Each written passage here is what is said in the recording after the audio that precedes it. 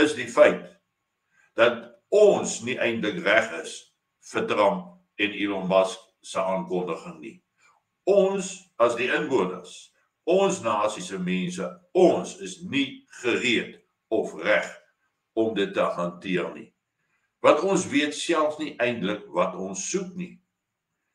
Soek ons eie plek, soek ons selfregering, soek ons dit nie, wil ons grondonteeneming stop?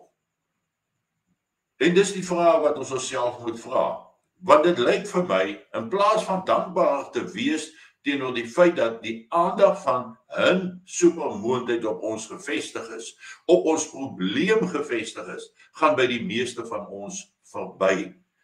Want dit gaan nie eintlik oor wie wat in die proses reg kry en wie wat behaal nie.